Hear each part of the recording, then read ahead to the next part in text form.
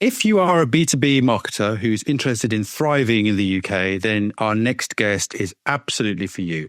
Becca Chambers has got many, many different titles: mother, spouse, daughter, campaigner, fundraiser. I don't really know her for any of those things. I know Becca Chambers as a PR and comms strategist who has crossed the pond with a number of different brands with myself and won many awards in that process and achieved some great success. And it is with that in mind that I invited, I'm delighted to invite Becca onto this podcast. And in addition to all those different titles, Becca is also, I understand, in the 0.1% of all LinkedIn contributors. So I'm especially thrilled to have you with us today. Thank you and welcome to Crossing the Pond. Well, hey, happy to see you and happy to be here. So thank you. Before we kick off, one of the first things that I think we should do is do a very quick history of your career to date. How did you end up becoming one of the 0.1% influencers on LinkedIn, specifically in relation to B2B comms? Yeah, I mean, that was kind of accidental, actually, which I think is such a weird thing where I worked with you, Richard, for many years when I ran communications programs. And in that role, I'm a behind the scenes person, right? I'm helping amplify other people's voices, whether it's like my CEO or other executives around their thought leadership. I was spending so much of my day job trying to convince the executives that I worked with why they needed to be showing up online authentically. And I was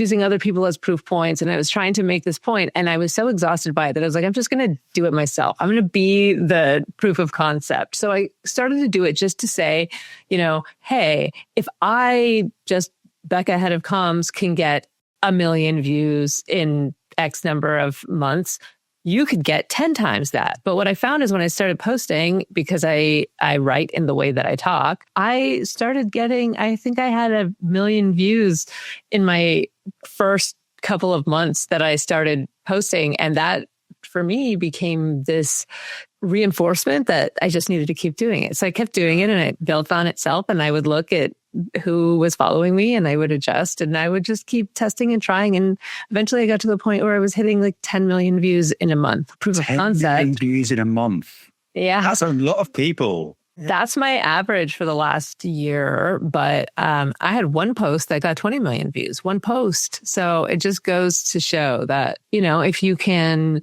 show up with your authentic voice and you can find your audience, like you are a brand, right? And I think that's something that, especially in this age of AI, like a personality and adding value to other people's lives in a way that they resonate with, that really cuts through right now. And I see that in your content. It's very much about sharing who you are beyond the world of B2B, which has been fascinating for me because I know you from the work that we did in cybersecurity and in all the other areas that we were touching upon. And actually, your journey in the world of B2B, nobody's really born wanting to do B2B PR or B2B comms. So how did that begin? Where did that come from? I had finished grad school actually at the London School of Economics, speaking of across the pond. So I had just moved back to the US and the Great Recession was in full swing and there were no jobs to be had. So I do what I do, take my ADD energy, and I started learning new skills. I was like, okay, I'm going to build PowerPoint presentations and I'm going to learn how to do graphic design. And I started doing this stuff and I had 2 master's degrees in various communications things. So I started applying to jobs, and one of the jobs I ended up applying to was McAfee in the Bay Area, which is, cybersecurity company. And the assignment that the hiring manager gave me was build me a PowerPoint presentation about WikiLeaks. That's how old this was. It was back in the original WikiLeaks days. And so I built a PowerPoint presentation and he was like, this presentation is awesome. You're hired. And so they moved me up to the Bay Area, and that's how I got into B2B. And frankly, to your point, like not only would I not have thought I want to work in B2B tech, I wouldn't have thought I want to work in cybersecurity, but when your options are limited, you try, I think, more different new things. And I'm so glad that I fell into the role that I fell into, because I got to start from having this view of like behind the scenes view with executives. I was traveling with the CEO. I was traveling with all of the C-suite. And like, when you travel with those people, you're also having dinner with them. You're also getting to see the personal side of them. And you're learning a ton about business that you don't get to learn, necessarily in other communications roles. When I began my career, I was doing all sorts of different types of PR. I didn't really know exactly what I wanted to do, but B2B really resonated with me. And it was because of the point that you just raised, which is I think you get a seat at the table more accessibly in the world of B2B, where B2B PR matters more, perhaps, than in the consumer world, where it can be the icing on the cake of a marketing program. Exactly. I mean, I think that B2B, when we're not talking about the like super famous companies, when you're talking about the rest of us who work at all of the normal companies, it's harder because your stories are harder. Media doesn't care about why your database functioned, blah, blah, blah, right? Like you have to, and I think this is, we did creatively with you guys, is like, create a story, right? Find something that matters or find the people in your organization that have a perspective, whether or not it's about your product, because then you can create some awareness for your brand or your product. But you have to be way more creative about the way that you break through than you would if you're like, I'm selling an ice cream cone, right? Yeah. Or some consumer brand. You really pushed that creativity, because I remember there was a campaign that you brought to us. I can take no credit for it, but you had created QR codes on cookies that you put out to journalists. And as an example of creativity, I don't think many consumer PR people would get the chance to do that. But you mentioned earlier about talking to the board and about bringing them on the journey and the complexity of that. And I obviously, we're talking about the United Kingdom, which is, again, another complexity that I've seen you do multiple times in terms of bringing brands to the UK and helping them land and thrive here. But that brings another complexity in terms of bringing the board along that journey as well, because these are different environments. The North American PR or editorial environment is different from the UK media landscape. And I just wanted to get your perspective on what are the main differences between the two in your experience? Man, that's such a hard question. I think that the UK audiences are more cynical. I feel that way about most of the European media, actually. Like Germany is impossible to break into unless you have like specific people on the ground. At least that's been my experience. And you have to have very specific types of press releases and a very specific type of targeting. I would say my experience is you guys love your numbers, you love your data, and I love that about the UK press. I like that you guys are a lot less BS. Like, I mean, there's a lot of BS, don't get me wrong. But like when it comes to, okay, we're going to tell this business story, like if you have data to support it, like there is a story there, I think. And that was how I would break through in these, let's go with news droughts in the companies that I worked for, is like, how do you create something that the media is going to grab onto? It's you look at what stories they need to tell, and then you find the data to fill those stories. And I think that's been, and that works in the US too, but the US is a much noisier market. So if you can tailor stuff to the UK market that is about the UK market or about the local market, that isn't just some like global study that impacts everybody, you're winning. And I do recommend that you have somebody local who understands the local media, and you're not just having your US agency trying to spray and pray to the UK unless they have some specific experience there, because there is a nuance, in the same way that I wouldn't try to reach Japanese media myself without somebody on the ground. I think that it helps to have local people who know who to talk to and how to talk to them. And having worked with you, I think one of the key points that you raised there is the concept of ideating locally. It has to be relevant to the local market. And I think one of the things I saw you do time and time again was empower the UK and presumably the other regions that you were working with to actually come to you with suggestions about what was going to work locally from an editorial perspective. And I think that was also a really key thing. Not every North American comms person has the ability to do that and the flexibility to do that. And I think that part of that comes from your ability to bring the team on board in terms of your board of directors, your executives, the people that you're running into. And I was thinking actually about the first time that we met, and I don't know if you remember this, but we were at InfoSec and in Earl's Court, I think it was at the time. Yeah. And I saw you standing on the stand of the company that we were working for. You had a board of directors member next to you, you had a journalist, you had a salesperson, and you had a customer. And you were all of these people had different agendas from different perspectives. And I saw you just kind of managing all of these people all at the same time. And I thought, nobody teaches anybody how to deal with that. So how did you acquire those skills and where did that come from? Yeah, you're right. Nobody teaches you that. And like the way that I learn, and I think that not everybody loves this about me, is like I learn initially by like watching, right? Stop, like just looking around me. And I come off as maybe shy or rude when I first meet people because of that, when that's not my intention. It's like I'm trying to learn. If I'm in a new situation, like I want to see how people act and whatever, and then I can do that or add to it or whatever. And I think my first few years working in B2B, like I said, I got to travel with these executives and got to see how they interacted with each other. And I learned the things that they needed, and I learned how to speak to them in the language that they needed. And I learned like to play this traffic cop situation became a superpower for me, because I was always like, if you go ask anybody that I worked with, whether or not they were part of my team or somebody else in the org, they'll be like, Becca's a great connector, right? Like I would put the right people together in the right rooms. And sometimes that's a journalist and an executive. Sometimes that's just two people within your own company who you've talked to and you're like, you know what? Like you have a thing that they need and blah, blah, blah. Yeah. And when you add that kind of value, people trust you, people come back, people want you to be in the room with them. And so I learned by watching other people and then by figuring out like, what do these people need in order to be successful? And then inserting myself into that place, right? And it means that I don't necessarily have a magic wand and I come in day one and I solve everybody's problems. But it does mean like, if you empower me to do what I need to do and like trust me and listen to me, like wait and watch what kind of, transformation can happen. But it is a matter of observing and adding to whatever you've learned. Now, before we go any further, I want to understand what are some of the common challenges that North American companies that you've worked with are faced when entering the UK? Because you've done this with companies that have been headquartered in all sorts of different places, with spokespeople from Europe, with spokespeople from North America.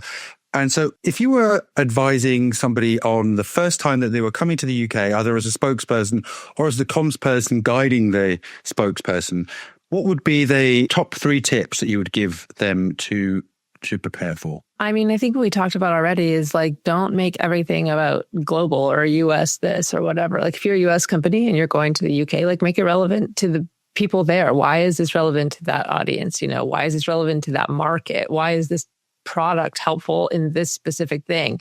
Like understand who you're talking to, understand, we come from cybersecurity. So like there are different rules in England than there are in the UK. How do you go talk to people and discuss the things that are specifically relevant to them? I also think the no BS Brits can spot bullshit, I think, meter.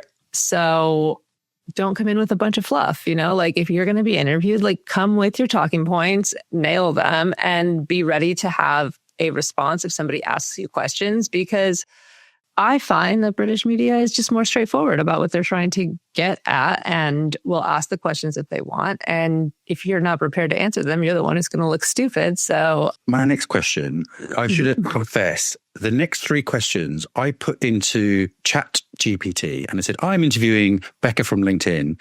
What should I ask her?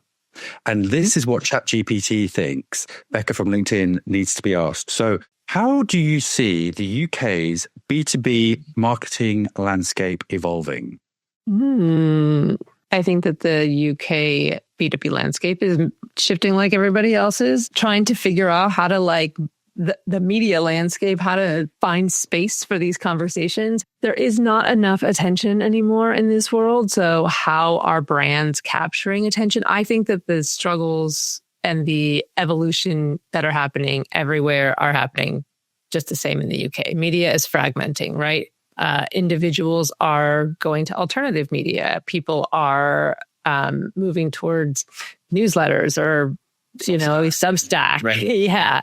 Social media is obviously becoming a more important place for news. And I think all of us are trying to kind of understand like what is that trend and how do we continue to, if let's say your favorite reporter leaves their top tier media outlet and they go to Substack, they're going to capture some amount of their audience who's then going to leave the original top tier media to go follow this person. And then that person gets hired by somebody else, or they still have their subs. Like, how do you continue to track all of this? in addition to continue to figure out which ones you're supposed to target. Like, where is your audience? Like, I think all of us are going to continue to struggle with that for a while.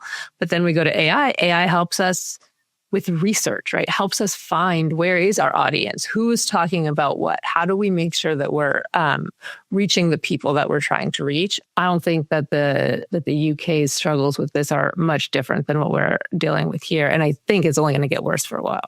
Well, I think that in many respects, North American media is perhaps a couple of steps ahead of that evolution. To your point, I have seen really well positioned, high profile journalists from everywhere, actually, from Tina Brown, for example, all the way through to B2B trade publications, moving to Substack, building their own audience. And in some cases, that's given them a freedom to report without the editorial restrictions or the need to flatter advertisers. So in some ways, it's become a bit more unpredictable, a little bit less safe. That evolution is still happening. But it'll be very interesting to see how that pans out, because the need for quality journalism and third-party endorsement has never been higher for B2B buyers. Yeah. It's incredibly complicated to make a decision about a complex technology. People are working remotely. You don't have a colleague sitting next to you who's faced these challenges in terms of security, for example, or compliance. So the world of B2B buying, which are the people that we're seeking to speak to as comms people for IT vendors, is really, really complicated. And they're leaning into trusted voices. Well, and we haven't even discussed the fact that now I'm a B2B buyer. I go into ChatGPT and I type, what, network security solution do I need for my environment of X number of employees, blah, blah, blah, blah, blah.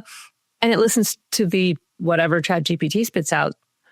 That makes us in the media environment way more relevant, because what is ChatGPT? What are the LLMs pulling from, right? They are pulling from press, earned media, not from the old traditional SEO keyword necessarily sites. So now we do need to just have our stories in the media, even if those aren't.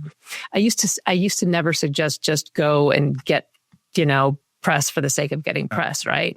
Now you might want to just get press for the sake of getting press, because if you land on the top 10 PR agencies in London list, ChatGPT is going to pull that up into somebody's results, right? Even if that list doesn't really matter in the grand scheme of things and you can't use it for anything else. So I also think that there is this shift towards how are we discovering what the LLMs are pulling from? And then how are we influencing the messaging in those sources? And then how are we tracking over time how it's changing? Because for sure, the LLMs are going to change their data sources over time. And we need to be on top of that, because we're trying to influence the answers coming out of them. So It's very interesting. The next question that ChatGPT has asked me to ask you is, what strategies or tactics have you found, apart from cookies, by the way, the most effective for building strong brands in the UK, and how's that changing? And I think that touches upon the point that you raise about being found in a AI platform. My sense is that you need more than just that. The validation of that is also necessary. And that may be where also editorial plays a big role. For sure. As well as, this goes back to me building my own brand on LinkedIn. I think that individual brands within companies are going to drive corporate narratives, right? And that's always been true, but I think it's becoming more true, because if you just look, everyone is so polarized right now. We're hearing the same messages, we're seeing the same things. Everyone is kind of being forced to pick a side. So you are seeking connection with people, and people don't connect with logos. They connect with people. So if you've got strong spokespeople in your company who can go out and represent your brand as their own brand that somehow connects back to your brand, that's the winning scenario right now, because people want to connect with people. And I think that there is going to be an even bigger shift towards individual thought leadership and CEO, founder brands, all of that, whether it's on social media or writing bylines or having their own podcast or whatever it is. Just, this is my personality, and this personality helps represent the actual brand, is the thing that's selling people on things in this next era. Which is an asset and also maybe a liability if you've got totally eccentric spokespeople who perhaps are not towing the corporate line, then that can be even more damaging, I guess. For sure. I mean, and I think right now, what we are all trying to figure out is you're not Elon. You're not one of these people who is going to just say what they want to say.